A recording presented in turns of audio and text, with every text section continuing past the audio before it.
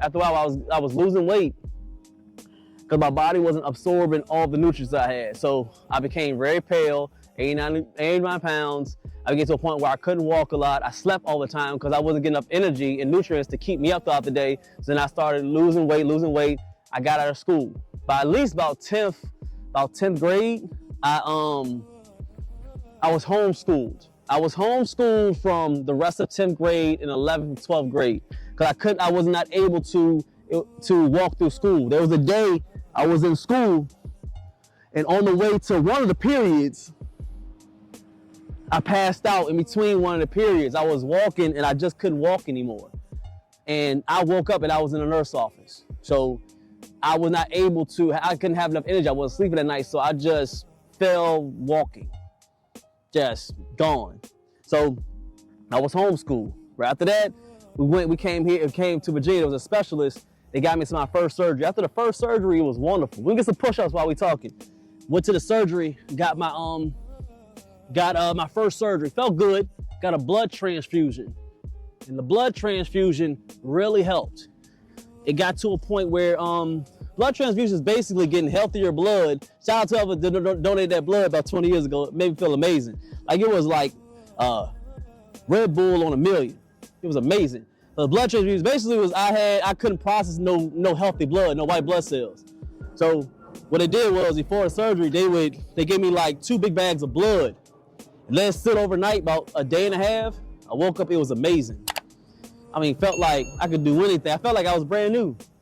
Stayed in the hospital for about 3 weeks or so till I got up. It felt good. I gained about 10 pounds.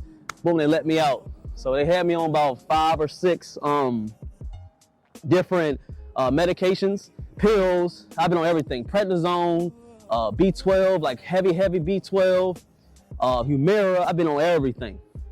So I got to a point where I was taking like 15 pills in the morning. Like 18, 19, I don't want to take that stuff. It was a little bit hard. I ain't gonna even hold you. It was rough. So what we did was we just stayed on it. But it's the first half for the explanation. Years going on, we'll talk about a little bit more in the next slide. But that's just like the part 1. We keep on going. I don't want y'all to hear too much of it because we got more to talk about. For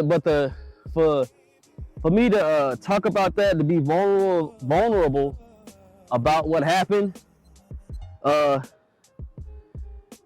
wouldn't say it makes me feel sad or makes me feel bad. It's just it's amazing what you can do when you find out what to do and what you're put here for. Because I was supposed to be gone. Me having Crohn, I was supposed to be gone at a young age. Doctors counted me out, people counted me out, thinking that I wouldn't be here to this age. I'm almost 40 now. And a few doctors was like, with this deterioration of his insides, he wouldn't be here longer than about maybe 40s, 50s. But I'm determined that it wouldn't be that way. And for you having IBD or Crohn's, I can understand if you're watching this. And I want people to watch this and understand that you can't get over it. You can't get past it. It just takes grit. It takes passion. It takes consistency and the need and the want to be better and grow. Not the biggest guy, but coming from 89 pounds, and I'm at least about 160, 170 now, solid, no medication, hungry as in I'm doing what I need to do as business, with my wife, working out, everything. I'm a new person here at 30 years old. Like I'm bouncing around like I'm 21. So you gotta be able to what? 30 plus, yeah, 30 plus, you feel me? On the other side, getting closer to that 4-0. So it's and you see the youth in me now because it's because I chose to change that. When you're down and out with the Crohns, you don't want to do nothing. And I've been there. You don't want to do nothing with Crohns. Trust me, I've been at the bottom of the bottom.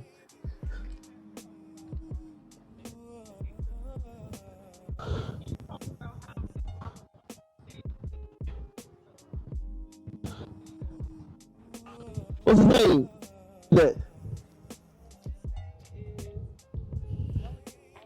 Mr. Mulligan Waller, he said that about Big Pharma and taking medicine when you have Crohn's disease. Yeah, I wouldn't say medicine was the downfall or can't help you. Medicine do help you, but the partial is I'm glad that it helped medicine probably did help me along my probably it did along the way, because like I said, I talked about the blood transfusion and getting certain medicines to get me to a certain point to even have surgeries, do all that stuff. So it is partial. Medicine is good. God made it. But a partial of it is you need to be able to do your part. You can't just have medicine and then just not try to eat right and try to work out and try to get your mind together. Medicine is just a supplement to what you already need to do. That means 80% you should be doing your part. Mental, getting closer to God, getting your diet together, getting your physical part. And then the medicine just does the 20%. We live in a world sometimes where people think that medicine is there and then you just be good and don't even worry about it. What type of pills you got to take? Mesalamine? Is that a steroid? Is it a steroid? He would know. If you know the medicine is a steroid.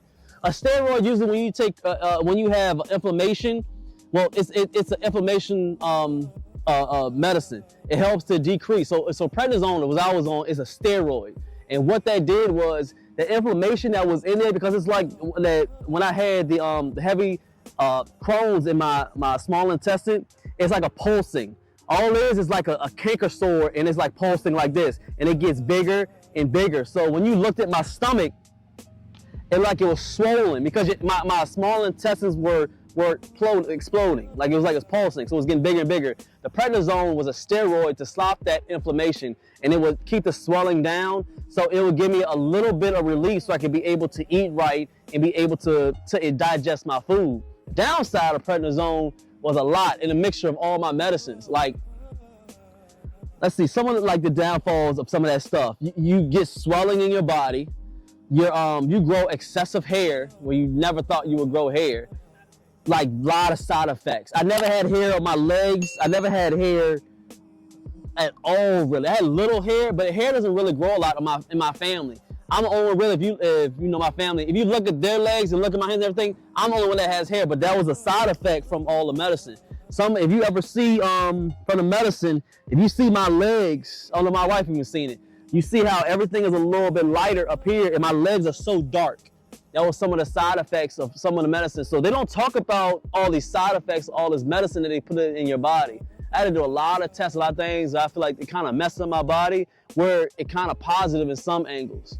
So you got to be able to read these labels. You ever watched a commercial when they do these commercials? They be like, it helps with this, helps with that. And then at the end, they say, might get diarrhea, might get this, might get this. You got to pay attention to that stuff. Yep, people just walk around and think that it don't matter. That stuff matters.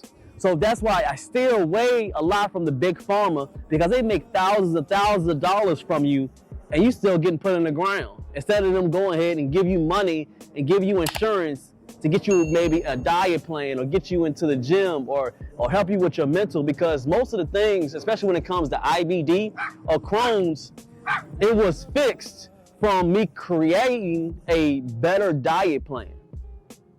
It helped a lot. So it's a good talk right here, because I'm talking about a lot of vulnerable stuff. I never really, I delved into this Crohn's thing, but not as much as I really need to, because I started this because I chose to change and I wanted to improve myself, but I kept the Crohn's disease stuff to the side because at first I didn't want everybody to know everything. But what I'm showing is, I'm thinking is that what I need to do a little bit going forward is really talking about the story and where I came from to show that you can do it. We already ran the test. There's at least over 2 million in America, I don't know about other countries, but in America that have Crohn's disease. So there's millions on top of millions, and it's growing. I think the number one symptom is people thinking that medicine can cure everything, and not understanding that diet and getting closer to God will cure a lot. Well, yeah.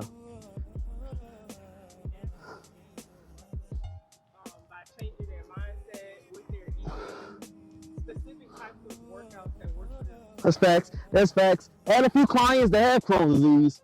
One that has Crohn's disease, he's doing his thing now. He is a personal trainer now. Mr. Carlos, he's doing his thing. I started with him, one of my first clients. I used to train everybody, but there was specifically a few clients that knew I had Crohn's disease and they wanted to give him the same thing that I was doing. Did his thing. He gained about 20 pounds within at least about 90 days with me. I got the before and after pictures, all that on my Instagram. May put this on this video, you never know. But I put on there, he's awesome. He's a personal trainer now. Now he's teaching other people how to live and how to lose weight or gain weight. And he's specifically getting towards people that have Crohn's as well. Awesome dude. He's a good guy. That person, she had IBD. She had colitis. She went from about maybe like about 2.5 months or so. She gained about 10 pounds. She did her thing.